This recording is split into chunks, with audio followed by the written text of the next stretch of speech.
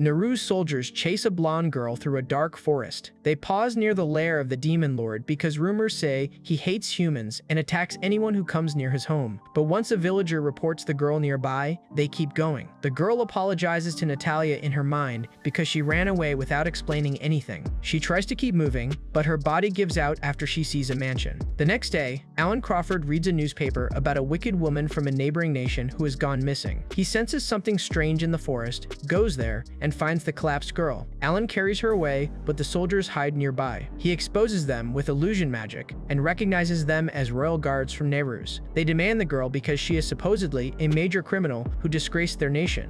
Alan sees a wee girl in his arms and armed men acting shady, so he refuses. The soldiers attack because Alan's hands are full, but he casts Icebind without speaking and freezes them. Once they notice his black and white hair, they realize he is the demon lord from the forest. Alan corrects them because he is actually the great demon lord. Then he uses Phantom Dream and changes their memory, so they believe they lost the girl's trail and assumed a monster attacked her. At the mansion, the girl wakes up and Alan gives her water. She explains that she got lost and tried to reach this place. Her name is Charlotte Evans, and she was the fiancée of Naru's kingdom's second prince, Cecil. Charlotte panics and says the accusations are false, but Alan can tell lies by looking into someone's eyes. He sees no lie in her, and Charlotte breaks down because he is the first person to believe her. She explains that during a royal party, Prince Cecil called her forward while nobles whispered that she was the child of a mistress. Cecil suddenly accused her of evil deeds, charged her with treason, broke off their engagement, and ordered the guards to take her to prison. Charlotte denied everything, but no one questioned the prince. Alan understands that she was framed. Charlotte still thinks she will only cause trouble, so she tries to leave before anyone finds her. Alan stops her by asking whether she can clean. Since she says she can manage, he immediately offers her a live-in maid job. Charlotte reminds him that she is a wanted criminal, and Alan knows sheltering her goes against his quiet life in the forest. Still, he tells her he was betrayed too. 3 years ago, an adventurer party used him to break a temple seal, stole the treasure, and abandoned him in front of monsters. Charlotte is horrified, and Alan is stunned by how pure she is. Since no one helped him back then, he cannot ignore her now. Charlotte still refuses because she thinks she will burden him, so Alan responds like a lunatic with good intentions. He puts a death curse on himself and says his heart will stop in 3 minutes unless she agrees to work for him. Charlotte panics because he sounds like a villain, even though he is trying to save her. Alan calls himself virtuous, then adds that his breathing is getting worse. In less than a minute, Charlotte becomes his maid. Charlotte quickly cleans the messy room, and Alan notices again that her hands are rough. She may be a noble lady by title, but her life was closer to a servant's. She feels useless because Alan used magic to handle most of the mess, but his idea of cleaning is mostly burning anything burnable. He tells her to do whatever she likes until dinner. That simple freedom becomes a problem. Alan spends hours in his study and enjoys one of his few hobbies, tearing apart magical theory papers with corrections. Later, he finds Charlotte standing nearby and counting the grains in the wooden floor because he told her to do anything she liked. Alan asks about her hobbies, but Charlotte has none.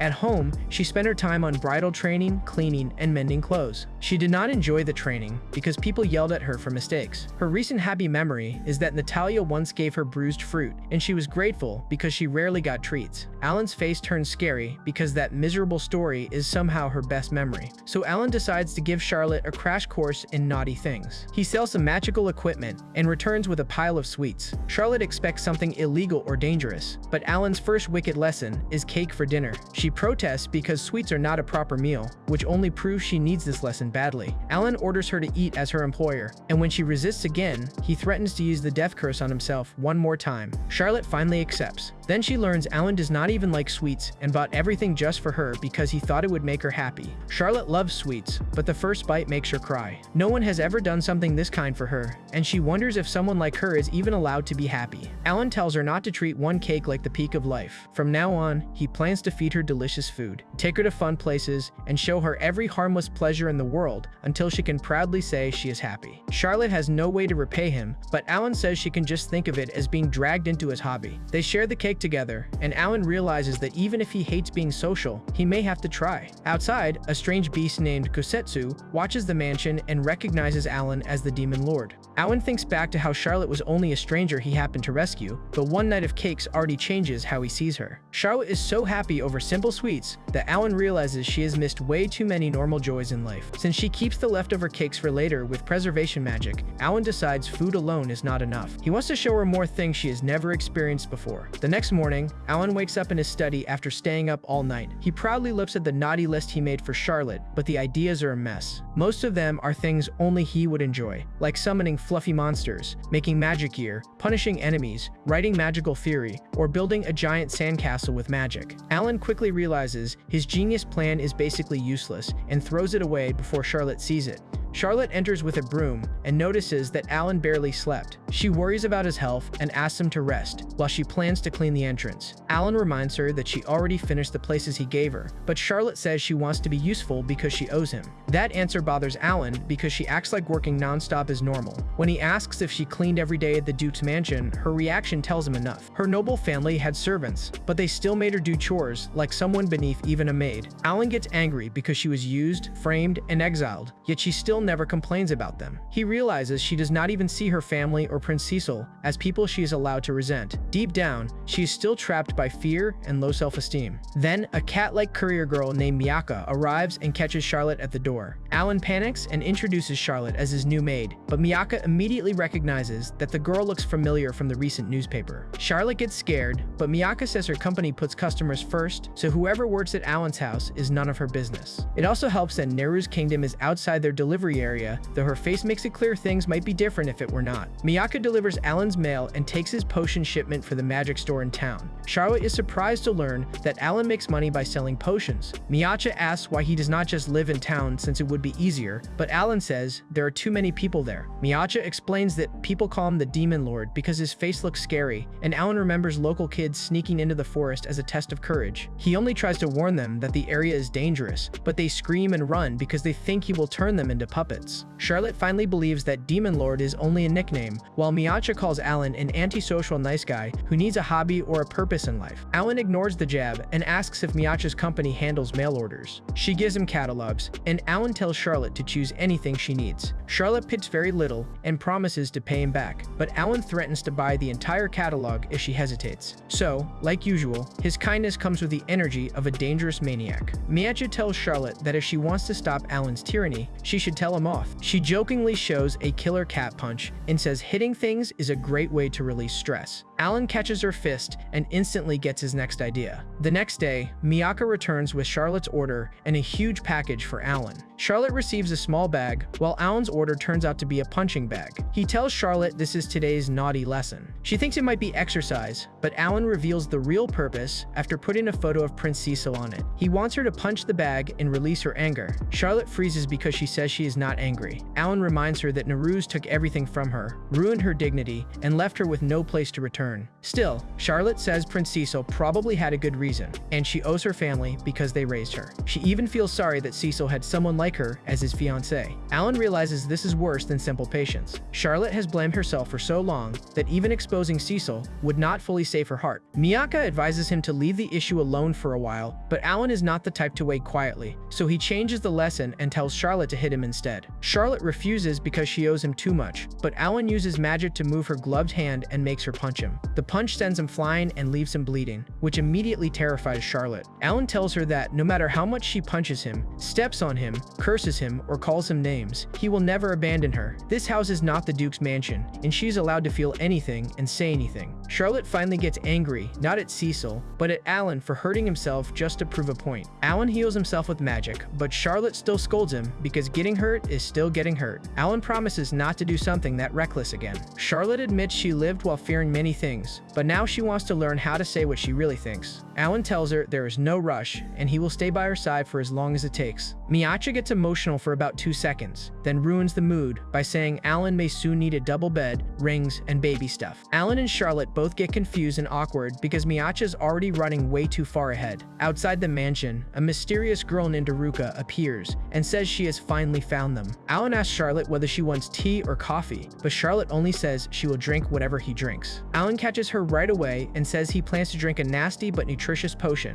so Charlotte instantly chooses tea. Alan reminds her that she should be honest honest about what she wants, even if it is only a drink. Charlotte says it is not a big deal, but Alan points out that she was never allowed to make even small choices before. Charlotte admits that running away from home was the first real choice she made for herself after the Duke's family took her in. Alan treats it as an important choice and tells her to speak up if there are other things she wants to try. Charlotte starts thinking about it, but a girl suddenly bursts in through the window and says she finally found him. The girl is Aruka Crawford, Alan's stepsister and an apprentice sorcery engineer. She found him by using pollen from his letter and asking around for a strange sorcerer. Charlotte is confused, so Alan explains that he lost his parents when he was young, and the Crawford family took him in. Aruka quickly notices Charlotte and asks if she is Alan's girlfriend. Both of them deny it at the same time, which only makes the situation look more suspicious. Alan explains Charlotte's situation without hiding much because he knows Aruka would find out anyway. After hearing that Alan is protecting an exiled girl and teaching her naughty things, Aruka calls him a huge idiot. Not because he saved Charlotte, but because his lessons are weird as hell. She thinks Charlotte needs things that girls actually enjoy, not cake and punching lessons. Aruka says she originally came to bring Alan home, but that mission does not matter anymore. Now she wants to take care of Charlotte too. Alan refuses to lose his role as Charlotte's teacher, so the siblings turn the whole thing into a dumb competition over who can teach Charlotte better naughty lessons. They take Charlotte into town after Alan uses shapeshift to change her blonde hair into dark hair so no one recognizes her. Aruka styles it, but Alan says Charlotte's blonde hair suits her better, and he likes it much more. Charlotte gets embarrassed, while Aruka realizes her brother somehow scored points without even understanding what he did.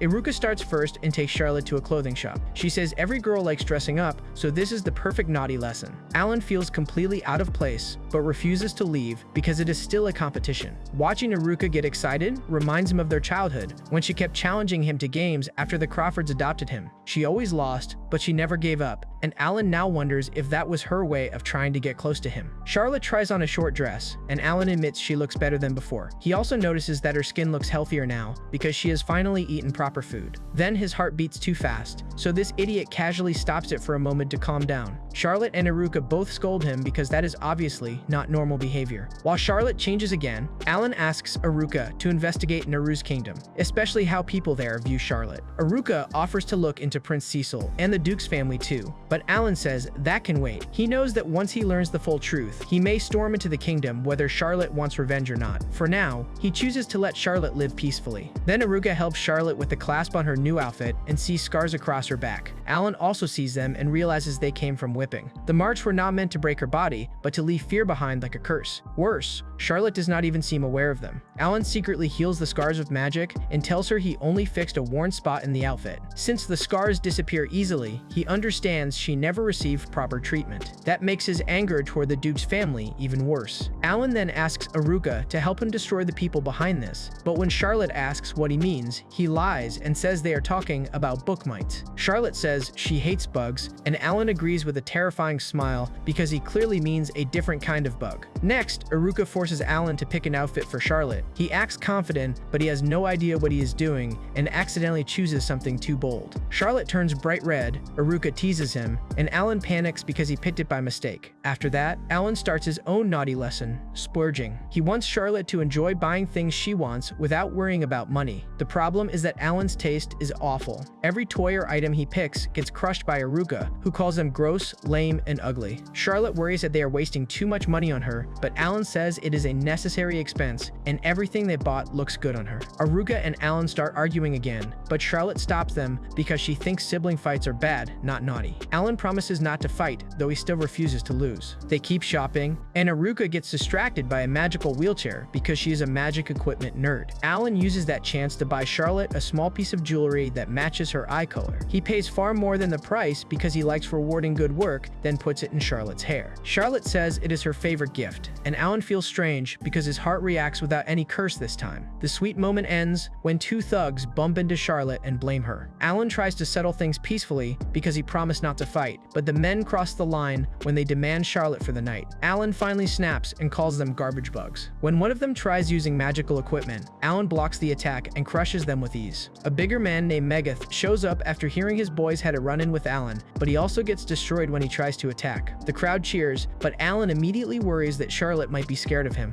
Charlotte says she dislikes violence, but she knows he only tried to help her, and she would never be scared of him. Alan realizes he is relieved that Charlotte does not hate him. He wonders if this is the change Iruka noticed in him. Then he tells Charlotte that he may be losing his edge because he is getting addicted to teaching her naughty things. Iruka quietly accepts that she lost the competition, because when it comes to love and romance, Alan is somehow the one who has to teach Charlotte. Megadeth corners Alan after the street fight, but Alan suddenly recognizes him. Megadeth does not remember him at first, so Alan tells him he is Alan Crawford from Athena Magical Academy. That name scares Megadeth so badly that the tough gang leader instantly drops his attitude and begs for forgiveness. Charlotte gets confused, so Iruka explains that their father is the chairperson of the biggest magical academy in the country. Alan graduated from that academy at age 12 as the youngest graduate in its history, then became a teacher right after that. Back then, people called him the Great Demon Lord. Charlotte is shocked because Alan keeps looking more ridiculous every time someone explains his past. Megadeth keeps apologizing, but Alan says he did not cause trouble for him. The real problem is that Megadeth's men tried to hurt Charlotte. Alan pauses because he does not know what Charlotte is to him. She is not just a lodger, not a little sister, and not just someone he rescued. In the end, he calls her a woman precious to him, which makes the whole moment way more serious than he expected. Later, Miacha and Iruka visit Alan and find him sitting outside his mansion like a depressed corpse. They quickly guess that Charlotte is the only person who can trouble him this badly. Alan explains that the problem started when he tried to pay Charlotte her wages. She refused at first because she thought cleaning and garden work were not enough to deserve money. Alan told her that the house became more pleasant after she arrived, so the pay was fair. Charlotte finally accepted the money,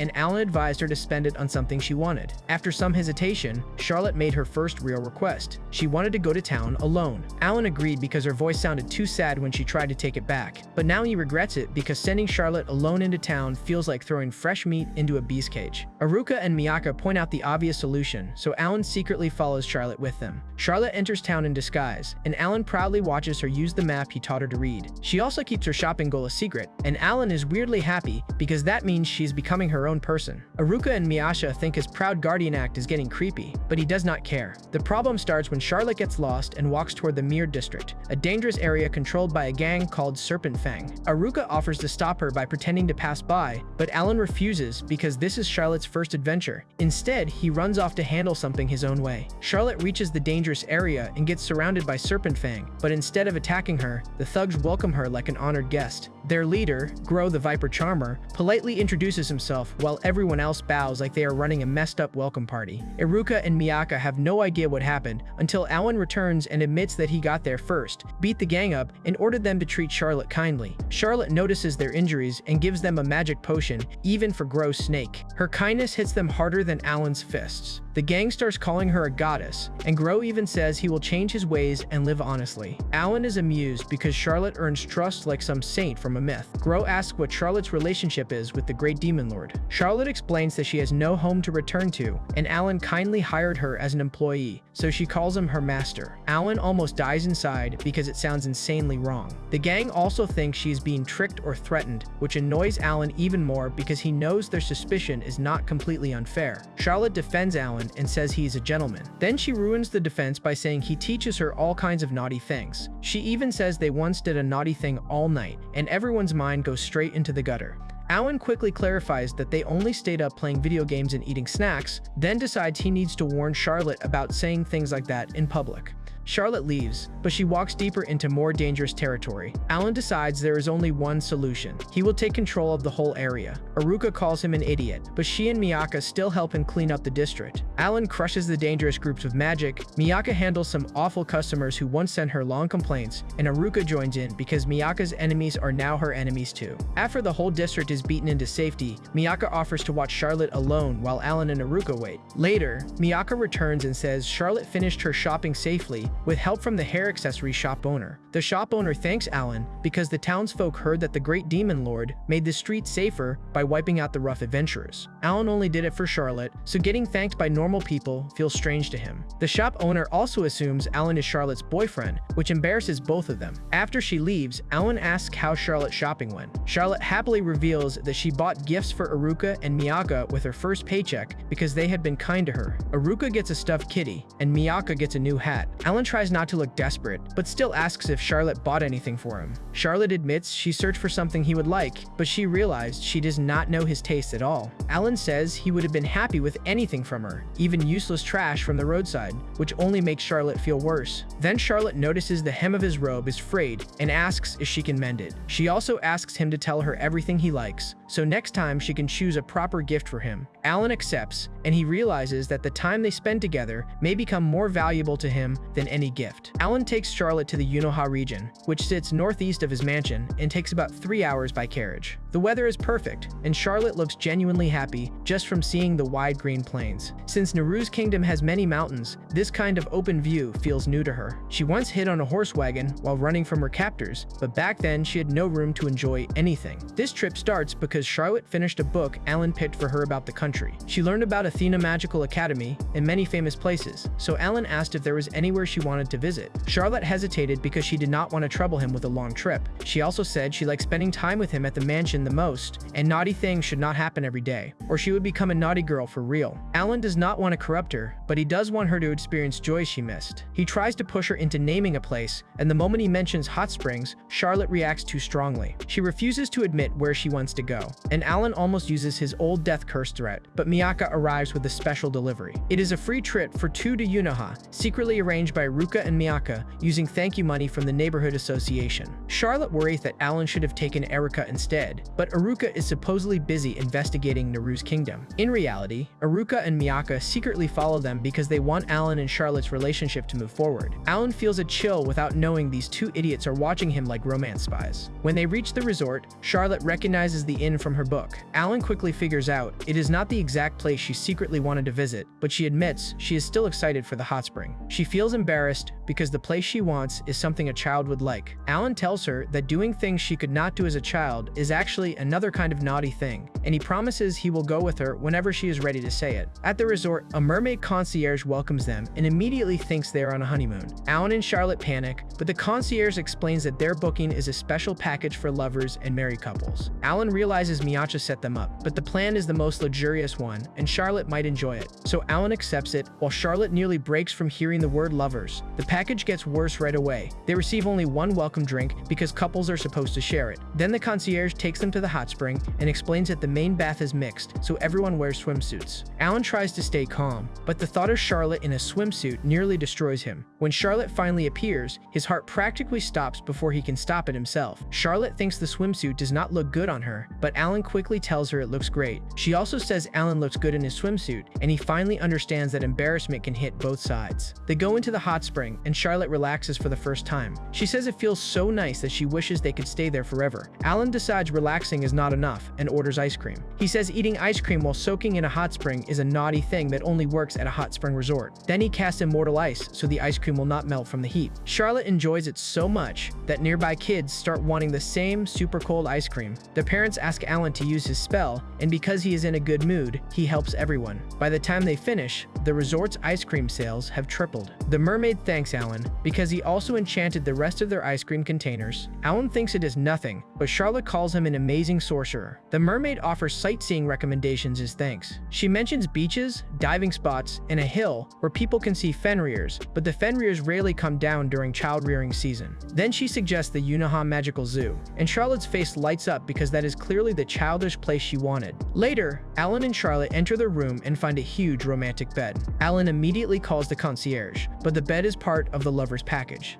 It is a rare custom-made bed from Dream Sprite artisans, and 2 people who sleep in it can see whatever dream they want. Since changing rooms would waste the rare chance, they decide to use it for one night. Charlotte feels bad for dragging Alan into this, but he says he is curious about the bed anyway. Once they lie down, neither of them can sleep because the situation is too awkward. Charlotte quietly admits that she wants to see her late mother in a dream. She used to sleep beside her when she was small, so Alan uses light hypnotic magic to help her fall asleep. After Charlotte sleeps, Alan notices her peaceful breathing and healthy face, then his own brain starts acting like a dangerous enemy. To stop himself from losing control, he uses magic on himself and knocks himself out. In the morning, Charlotte happily says she met her mother in her dream and talked to her a lot. She even told her about Alan. Alan quietly promises Charlotte's mother that he will protect her, but outside the resort, Gosetsu watches them and questions whether Alan Crawford is really capable of protecting Charlotte Evans. Alan brings Charlotte to the Yunoha Magical Zoo because he figures out this is the childish place she wanted to visit. Charlotte feels guilty for making him follow her selfish wish, but Alan tells her it is fine. She explains that she does not just want to see magical creatures. She specifically wants to visit the petting zoo because she read about it when she was younger and always wanted to go. Alan decides they should enjoy it like children again. When he offers to buy her anything she wants, Charlotte shyly asks for 2 matching animal ear headbands and asks if he will wear one with her. She immediately regrets it because it sounds childish, but Alan accepts so fast that it almost exposes him. Far away, Gosetsu watches them and declares that the time for his battle has finally arrived. Inside the petting zoo, Charlotte praises Alan's headband and calls him adorable, while Alan thinks it suits her much better. The place looks peaceful, but Alan almost freezes when he learns the zoo has hell capybaras, which are dangerous magical beasts that can destroy a mountain if they get hungry.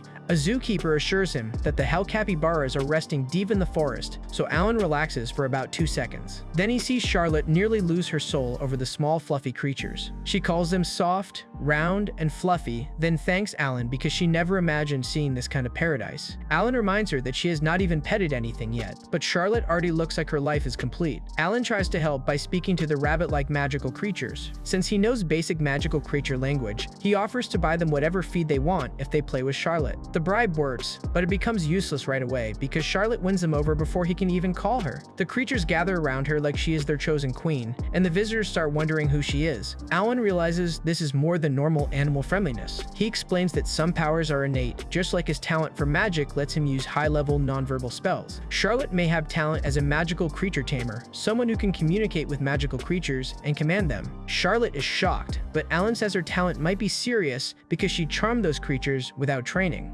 A zookeeper notices this and asks them for help. The zoo staff has captured an injured Fenrir cub that was separated from its parents and shot by poachers. Fenrirs are endangered, but poachers still target them because their fur and bones are valuable for magical equipment. The problem is that nobody can communicate with the cub, so they cannot get close enough to heal it. Before they solve that, the staff learns that the cub's mother is heading toward the zoo. She is a high-ranked Fenrir over 100 years old, strong enough to wipe out a city. Returning the cub immediately would be dangerous because the mother would see everyone as kidnappers, and the cub has not received treatment yet. Alan decides to stop the mother while the guests evacuate, but Charlotte refuses to hide. She reminds him that he said she may have magical creature tamer talent, and she asks to speak to the cub. Alan wants to stop her because it is dangerous, but he sees how much he has changed. The old Charlotte would have backed down instantly, but now she wants to act for someone else, so he trusts her and lets her try. Alan then finds Iruka and Miyaka at the resort because he already knew they were secretly following him. He uses them at the right time and heads out to buy time. He casts a barrier to protect the resort, then freezes several Fenrirs with Icebind. When the massive mother appears, he blocks her attack and tries to explain himself, but she refuses to listen. Just when Alan prepares to use stronger magic, Gosetsu appears. He reveals himself as a hell capybara who escaped from the zoo and once saw Charlotte during her miserable journey. After watching her life, he became convinced that Charlotte could not be the wicked woman from the rumors, but he also believes Alan is corrupting her instead of saving her. Gosetsu says he plans to defeat Alan, take Charlotte away, and destroy Naru's kingdom for hurting her. Alan asks if turning the kingdom into corpses and ashes would really make Charlotte happy. Gosetsu insists it would punish evil, and he also admits he lied to the Fenrirs by telling them Alan took the cub. Then Charlotte arrives with the treated cub and several magical creatures. She explains that the cub accepted treatment after she talked to it. Alan is amazed because Charlotte can already understand Fenrir language better than he expected. When she hears that Gosetsu spread the lie, she confronts him. Gosetsu tells Charlotte to leave Alan, but Charlotte refuses. She says Alan gave her peaceful days where she no longer has to live in fear, and with him, she finally feels alive. She will not forgive anyone who speaks badly about him.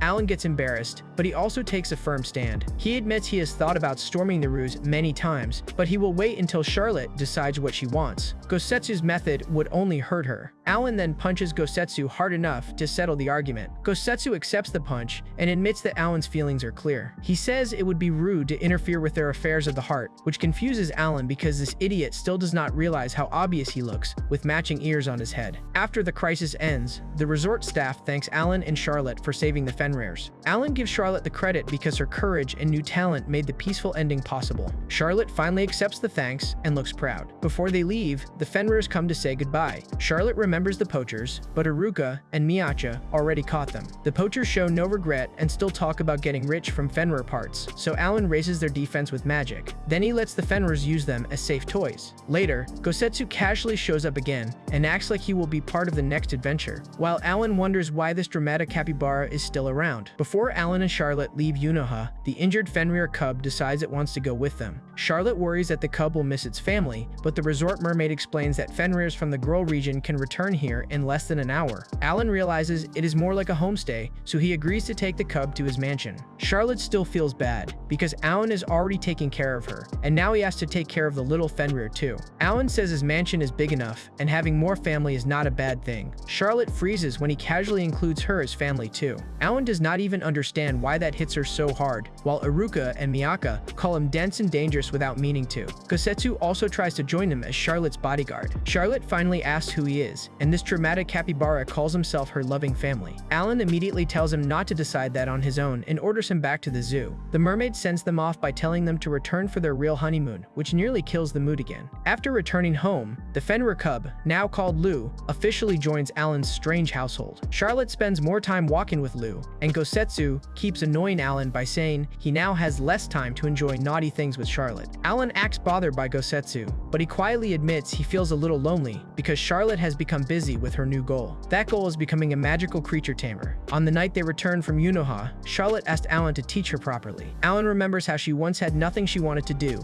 and even counted wood grains for hours. Now she studies every night, reviews her books, and learns faster than expected. Charlotte trains with Lu in the garden, and Alan quickly sees that her talent is real. She can communicate with the Fenrir in a way that even skilled people cannot. Alan praises her as his beloved student, but Gosetsu immediately teases him for using that as an excuse to call her beloved. Alan denies it, but at this point, even a monster can see through him. Charlotte gives Lu a treat, but Lu bites Alan when he gets too close. Charlotte scolds Lu and apologizes, while Alan says it only proves that Charlotte is the only one who has fully earned Lu's trust. Gosetsu then says, Charlotte may already be able to use Beast Conversation, a spell that lets bonded magical creatures speak in human language. Charlotte has read about the spell and wants to try it, even though Alan thinks it is too early for something that advanced. She casts Beast Conversation anyway, and it works. Lu suddenly speaks and immediately asks why Alan is touching its mommy. Charlotte is shocked that Lu calls her mommy, but she is still happy to speak with it. Lu is also excited, though it clearly hates Alan already. To celebrate, Alan builds a special bathing area for Lu in the mansion garden. Charlotte is grateful, and Alan tells Lu to enjoy it. But Gosetsu jumps into the bath first because he keeps claiming he is family. Alan says the bath is for Fenrirs and humans, not hell capybaras, but Gosetsu acts like that is discrimination. Then Gosetsu uses a strange transformation technique called shimmering water and turns into a dark-skinned woman with white hair. Alan's first reaction is to ask if Gosetsu is female, which is somehow the dumbest possible response. Gosetsu explains that she learned the form so she could enjoy human gourmet food in town. The peaceful bath makes Alan feel strange. He looks at Charlotte, La, and even annoying Gosetsu,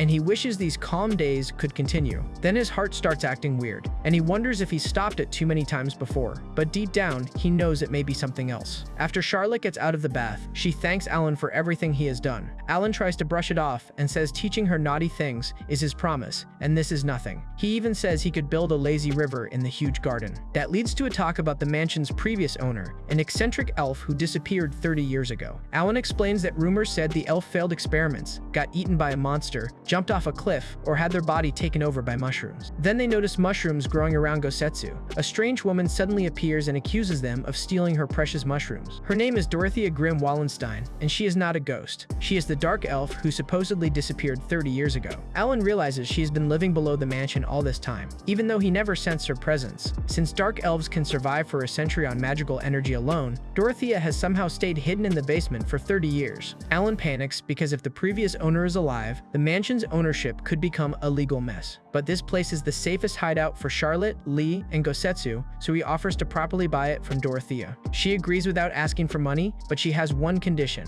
She needs help with her own problem. Dorothea explains that she used to be a famous genius author who wrote many genres, but one day she tried writing a romance novel and fell into a horrible slump. Her deadline came, her editor scared her, and this ridiculous woman hid in the basement for 30 years instead of writing one sentence. Alan almost refuses because this is clearly her own fault, but Charlotte wants to help, so Alan gives in. Then Dorothea reveals what she wants from them. For her new romance novel, Alan and Charlotte must act lovey-dovey in front of her right here and now. Dorothea starts her ridiculous research session by making Alan and Charlotte act lovey-dovey for her romance novel. Alan tries to cheat by using magic during a princess carry because the whole thing is too embarrassing, but Dorothea catches him right away and calls him out like a strict director. Alan already regrets accepting this deal, but the mansion ownership is still on the line, so he cannot walk away that easily. Dorothea says Alan and Charlotte are hopeless at flirting naturally, so she prepared a script. Alan refuses at first because he thinks Charlotte must hate the idea of acting close with him, but Charlotte quietly says she does not mind if it is with him. That single sentence nearly breaks Alan's brain, so he smashes his own face for emergency first aid. Charlotte panics because his face is bloody, while Gosetsu says they are already flirting without a script. Dorothea gets excited and pushes them into the first skit. Alan and Charlotte have to act like newlyweds, with Alan coming home and Charlotte welcoming him as his wife. Alan's acting is so stiff that Dorothea stops him immediately and calls him a terrible actor. She warns him that if he complains about her setting, she will take the mansion back, so Alan suddenly becomes very cooperative. They try again, and Charlotte reads her part naturally. She serves him dinner, shows him stew with carrots cut like bunnies, and even feeds him. Alan thinks he can survive the scene, but then Dorothea slips in the stupid nickname, Al Al. Alan instantly cracks because no normal person would survive that attack. Dorothea says newlyweds need nicknames, and even gives Charlotte the nickname Charlie. Alan knows Dorothea is mostly enjoying herself, but he keeps going because Charlotte looks like she is having fun. The next script is a school life situation. Gosetsu volunteers and transforms into her female form, while Lou also joins because it looks fun, even though she refuses to let anyone take her mommy. Dorothea turns Alan into a lone wolf punk, and Charlotte into his childhood friend who gets kidnapped by thugs. Alan has to storm into enemy territory, rescue Charlotte, and act like a tough guy who will destroy anyone who touches her. The setup reminds Alan of the real time Charlotte got dragged into trouble with thugs. Back then, she told him she would never be scared of him, and Alan called her a woman precious to him. During the skit, Alan is supposed to chase her, pin her near a wall, lift her chin, and do some romance moves he barely understands. But when he gets close to Charlotte, his heart starts acting strange again. Her gestures and expressions keep shaking him, and he starts wondering what she really means to him. The script gives him a perfect chance to say something romantic, but Alan dodges it. Instead of calling Charlotte part of his heart like Dorothea wrote, he calls himself her guardian and says he needs to stay by her side to protect her. Dorothea complains because he went off script, but Alan plays it off as an improvement. In truth, he is scared that if he tells Charlotte his real feelings, her kind heart may feel forced to answer them. To him,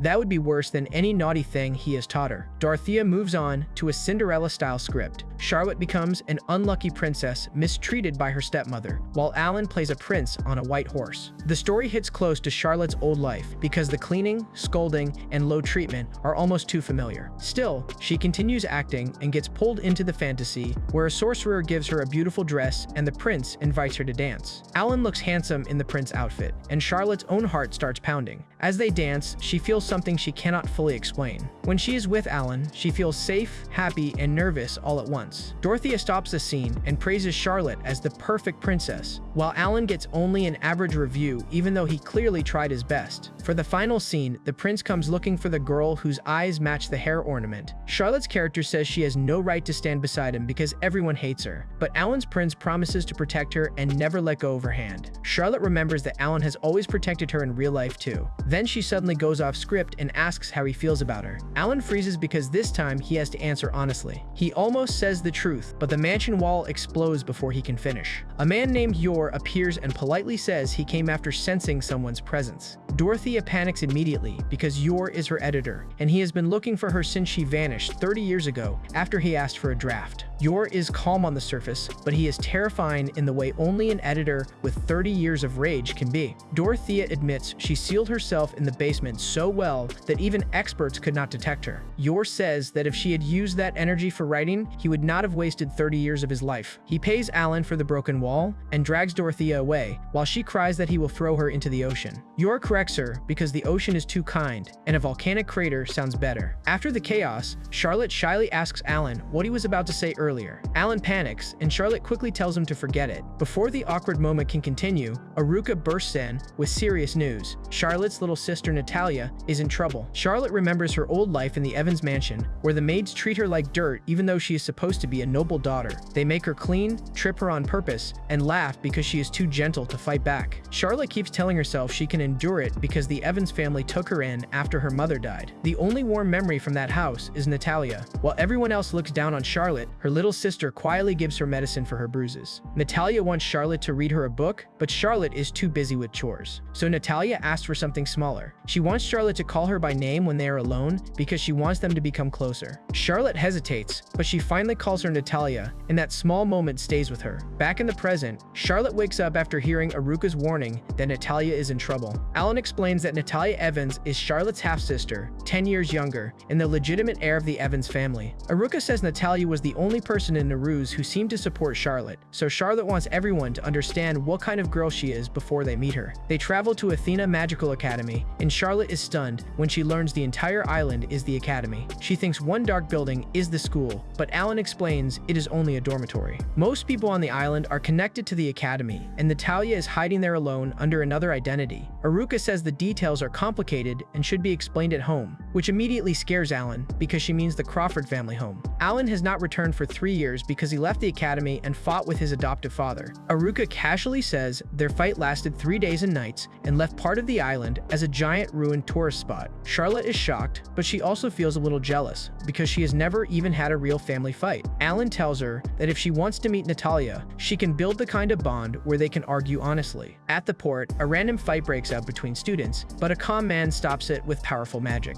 Charlotte says he reminds her of Alan, and that man turns out to be Harvey Crawford, Alan and Aruka's father. Harvey warmly greets Charlotte, then immediately calls her Alan's adorable girlfriend. Alan tries to deny it, but he thinks Aruka must have prepared this lie so Harvey will not pressure him about other things. He tries to signal Charlotte, but this genius sorcerer somehow fails at a simple wink. Charlotte misunderstands perfectly and announces that she and Alan are in a relationship. Alan is relieved for half a second, then Charlotte adds that Alan teaches her all kinds of naughty things. Harvey gets way too happy, Alan panics, and Charlotte realizes too late that her wording is dangerous again. Lou also tries to explain that Charlotte is her mommy, which only makes the family tree sound worse. Harvey still accepts Charlotte kindly and tells her to rely on him like a father if she ever needs help. He also jokes that if Alan marries her, Alan might finally settle down. That leads to Harvey pushing the old offer again. He wants Alan to take over as headmaster of Athena Magical Academy. Alan refuses because he hates titles, responsibilities, and anything that ties him down. Harvey claims Alan is the only one capable of inheriting the role, but Alan knows the real reason. Then Lislode Crawford appears, and Charlotte mistakes her for Alan's little sister. Alan tries to correct her, but Lislode forces him to call her mother, even though she clearly looks too young for that role. Harvey finally admits the truth without shame. He wants to dump the headmaster job on Alan so he can retire and spend every day flirting with Weaslett. Alan nearly dies from secondhand embarrassment, while Charlotte only sees a close family and feels envious again. After the chaos calms down, Harvey explains Natalia's situation. Natalia came to the academy 3 months ago while the Evans family was in turmoil. She used a fake identity, so they only recently learned she was Charlotte's sister. The academy respects student freedom, but faction fights have grown worse, and Natalia is now involved in the center of it. Harvey uses a magical mirror to show Natalia. At first, Alan and Charlotte panic because Natalia is surrounded by rough students. But then Natalia starts scolding them like a tiny gang boss, because one of them failed to buy her yakisoba bread. She has somehow climbed to the top of the academy factions in only 3 months. The scary part is that she is not exactly cruel. When she learns one subordinate works hard to support his family, she gives him extra money and tells him a boss should provide for her people. Charlotte is relieved because Natalia's kindness is still there, but she admits Natalia never acted like this at home. Alan realizes a sheltered noble girl got sent to an isolated island, ignored by her family, and forced to survive in a wild academy. So of course she became strange. Charlotte worries that her false accusation may have helped push Natalia into this mess. Harvey asks Alan to persuade Natalia to calm down and attend class properly. Alan agrees because handling troublemakers is basically his specialty. Then he asks Charlotte what she wants to do. Charlotte knows meeting Natalia may hurt, especially if she has to hide her identity, but she refuses to run away. Natalia calling her big sister is the only good memory she has from the Evans house, and if she avoids her now, she will regret it forever. Alan decides Charlotte will infiltrate the academy as his assistant, and Harvey agrees to prepare a fake ID. Aruka calls it a real naughty thing this time, while Charlotte gets ready to face the sister she left behind. Since it is already late, Lislott insists that everyone stay at the Crawford home. Alan tries to escape to an inn, but Lislott says her house is safer for Charlotte. Then she reveals the room prepared for Alan, and Charlotte has only one bed. Because they already claim to be lovers, Alan cannot deny it without exposing the lie. Charlotte innocently says they should sleep because tomorrow starts early, and Alan realizes this visit to his parents has become more dangerous than any battlefield. Alan and Charlotte end up sleeping in the same bed at the Crawford house because they lied about being lovers. Alan apologizes because his fake relationship plan has trapped Charlotte in an awkward situation situation again, but she tells him not to worry. She even admits this is the first time since their trip that they have shared a bed like this, which instantly sends Alan's brain into danger mode. Alan tries to solve the problem the only stupid way he knows. He quietly casts Deadly down on himself so he can sleep through the night, but the spell does not work. After another failed attempt, he realizes the bed has been treated with magic disabling material. Aruka is already outside the room, proud of herself because she refuses to make the same mistake twice. She and Gosetsu are basically waiting for romantic progress like shameless spectators, but Lislot quickly shuts them up. Inside the room, Charlotte says Alan's parents seem happily married and calls them an ideal couple. Alan thinks that kind of ideal is dangerous because Harvey wants to dump the academy on him just to flirt with Lislot forever. Charlotte then asks what Alan was going to say during Dorothea's final romance skit. Both of them remember that unfinished moment and the room gets quiet. Alan wants to answer honestly, but he gets stuck. He realizes he wants to wake up with Charlotte, drink tea with her, watch flowers grow, go shopping, eat together, and repeat peaceful days with her. Charlotte secretly wants the same kind of life with him, but both of them stop themselves. Alan thinks he cannot force his selfish wish on her, and Charlotte thinks a wanted girl like her has no right to wish for that future. In the end, Charlotte takes the question back and says they should sleep, so the confession dies before it even starts. The next morning, Alan uses shapeshift to disguise Charlotte before they meet Natalia. He gives her dark hair and glasses, then immediately regrets his own taste because the look hits him way too hard. Charlotte asks about the glasses, and Alan claims they are just needed because Natalia knows her face. Lu and Gosetsu instantly call him out because everyone can tell he just likes the look. At the academy, Alan and Charlotte find Natalia with her group of rough followers. Natalia is already alert before Alan even speaks, and he notices how naturally she checks nearby positions and prepares for a fight. For a girl who has only been here 3 months, her instincts are scary. Alan introduces himself as a temporary substitute teacher and calls Charlotte his assistant, Charlo. The name Crawford spreads panic through Natalia's followers. They explain that Alan is feared as the great demon lord of the academy, the monster who once knocked out professors and students, fought the headmaster for 3 days, and destroyed a whole mountain.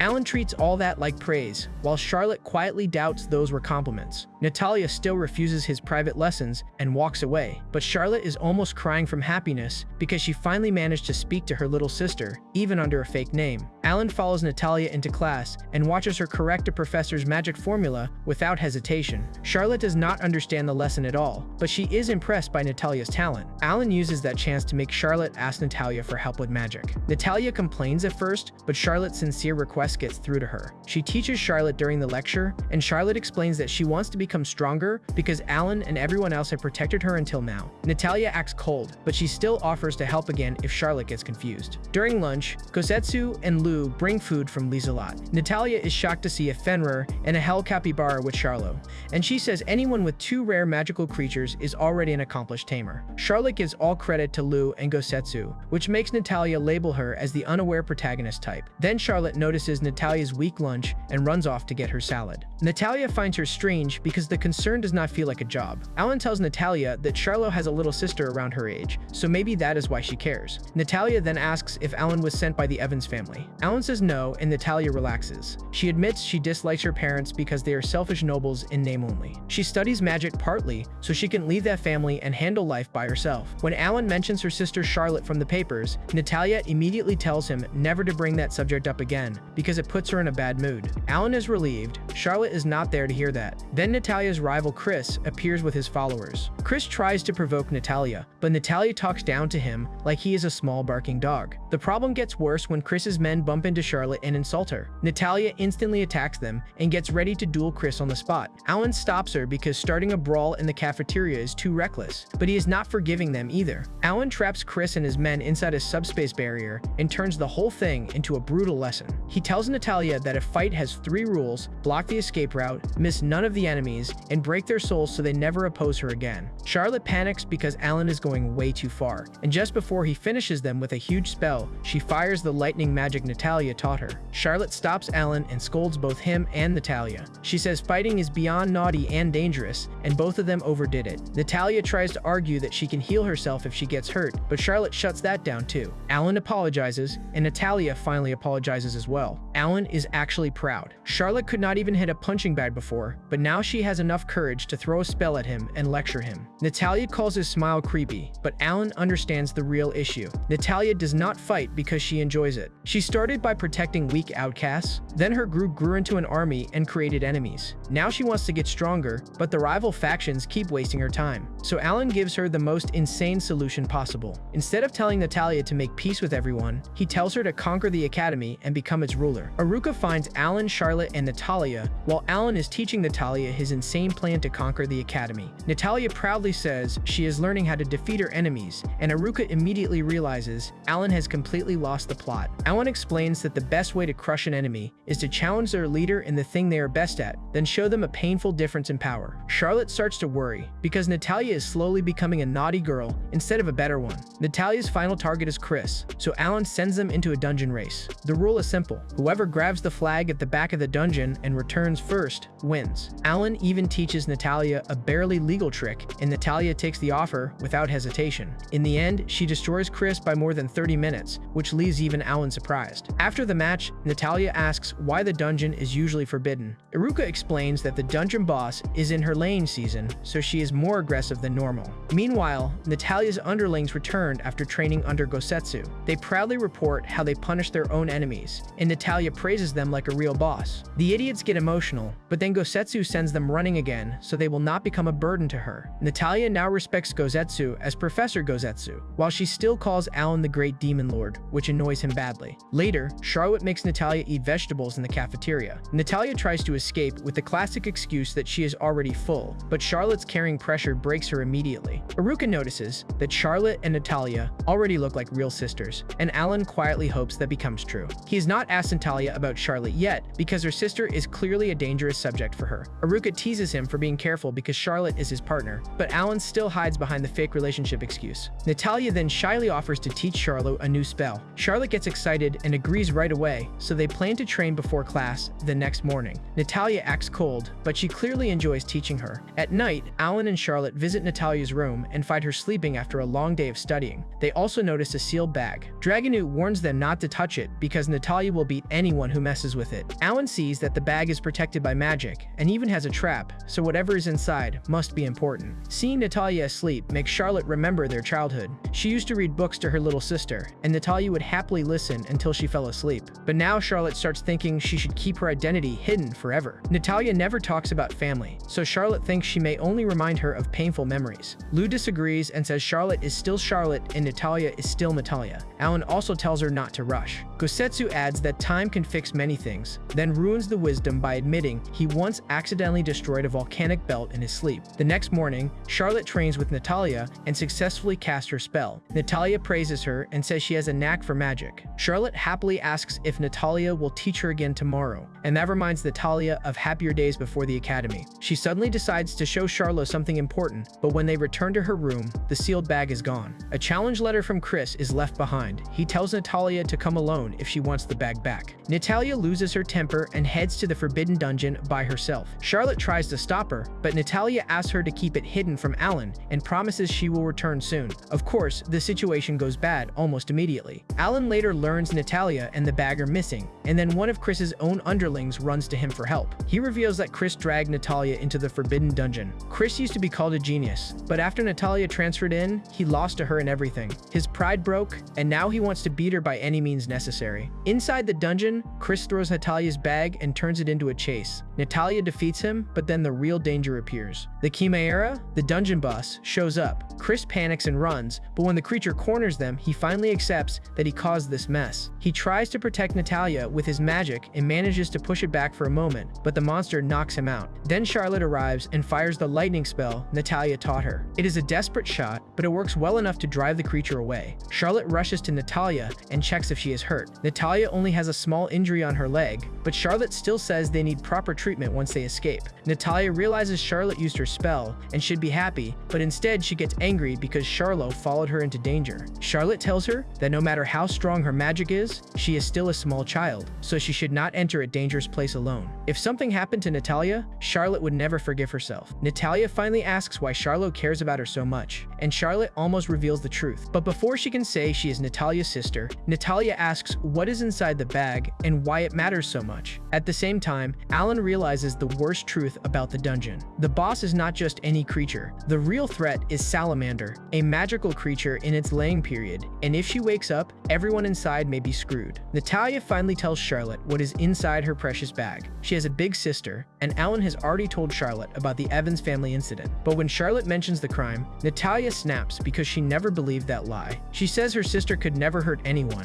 and that rotten prince only framed her. What she hates is not her sister, but the Evans family and herself because she failed to save her. After the incident, the family threw away her sister's belongings, and the only thing Natalia managed to keep was this bag. With it, she uses a lost article detection spell and knows her sister is still alive somewhere. But every time she searches, a powerful force blocks her magic. So Natalia assumes some creep captured her sister. Charlotte quietly panics because that powerful force is most likely Alan. Before Charlotte can reveal the truth, Chris appears and breaks down after hearing Natalia's sad story. He apologizes like an idiot, but the danger is not over. The salamander returns, and Charlotte decides to distract it, while Chris takes the injured Natalia away. Natalia refuses to abandon her, but Charlotte orders her to listen because she wants to protect her. Charlotte faces the monster alone, but the salamander corners her. Natalia sees her stand in danger and finally realizes that Charlotte is actually her big sister. Just then, Alan arrives with terrifying mana and asks if the creature hurt Charlotte. Everyone feels the pressure, and even Harvey worries the school may not survive. But Alan handles the salamander like it is nothing, and Professor Lieselot reveals the funniest truth. This terrifying dungeon boss is Pochi, and Alan is basically her daddy because he raised her from an egg. After that mess, Chris apologizes to the headmaster and accepts punishment. Alan then pushes Charlotte toward Natalia, so the sisters finally face each other properly. Charlotte's disguise breaks, and Natalia confirms the truth by asking about the picture book Charlotte used to read to her. Charlotte remembers the zoo story, and Natalia reveals she saved that book from being thrown away because she wanted her sister to read it to her one more time.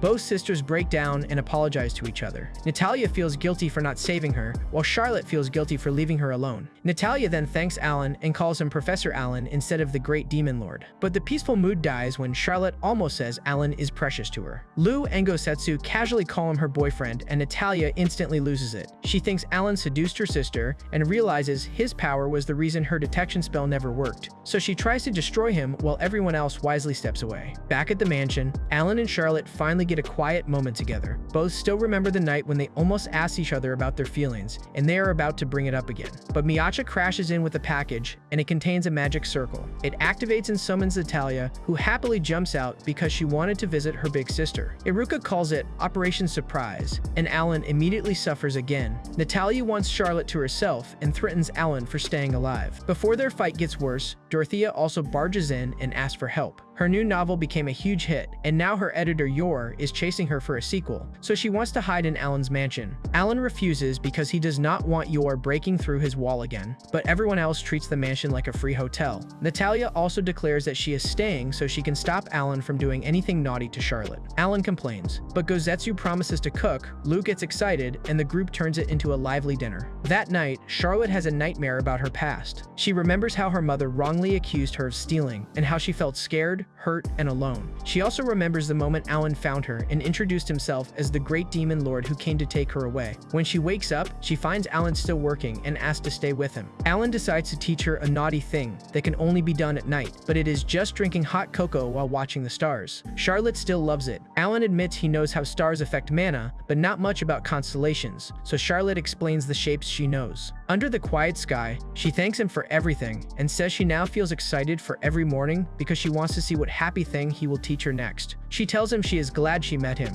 For a moment, Alan and Charlotte almost move closer, but Alan catches the idiot spying on them. Iruka, Miyaka, Gosetsu, Lou, Natalia, and Dorothea were all watching. Natalia sees them holding hands and immediately wants to tear Alan's hand off, while Lou also claims Charlotte as hers. Alan finally gives up and challenges all of them at once. Far away, the real threat begins moving. A guard reports Charlotte's location to Prince Cecil of the Naru's kingdom, and Cecil orders her capture in the kingdom's name.